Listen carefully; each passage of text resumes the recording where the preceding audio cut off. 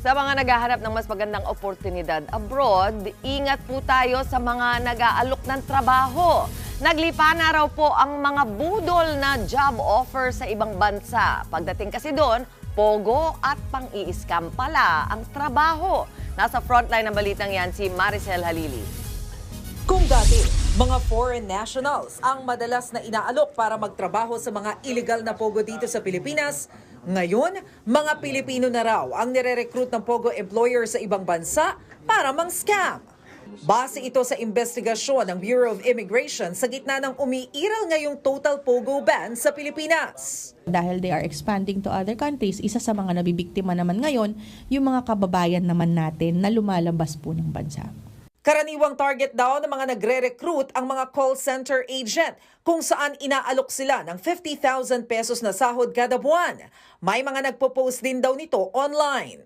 Meron po tayong mga nakukuhang information na may recruitment ongoing inside BPOs. Meron pong mga kakuntsaba itong mga scam hubs abroad that are embedded inside BPOs that recruit yung mga empleyado doon para lumabas po ng bansa.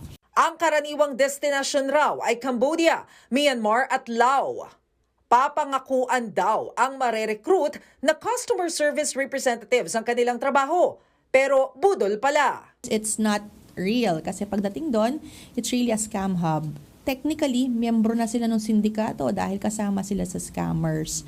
Dagdag pa ng paok, kadalasang dinadaan ang mga biktima sa Thailand at saka sila itatawid sa border. Their passports would be taken, tinatawid sila ng border, and they would go sa gitna ng jungle. Merong compound. Pero kahit may pogo ban, marami pa ring nangangahas sumuway.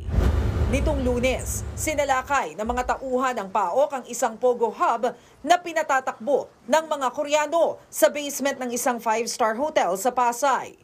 Tumambad sa PAOK ang mga empleyado ng Pogo, hile-hilerang computer at mga gadget gaya ng OTP o one-time password generator. 15 Pilipino at 6 na Koreano ang naaresto. Ayon sa PAOK, sangkot sa bilyong-bilyong dolyar na crypto scamming ang Pogo Hub. Ito rin umano ang unang beses na may sinalakay silang Pogo na crypto scamming ang modus. Posibleng irekomenda ng PAOK na mapasara ang hotel at sampahan ng kaso ang pamunuan nito kung mapapatunayang may kapabayaan sila. Tumanggi munang magbigay ng pahayag ang hotel management.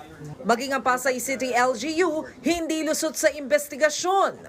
Although the local chief of police has always been with us in the fight against illegal pogo, but we're taking a look at the possible culpability, criminal liability of LGU officials.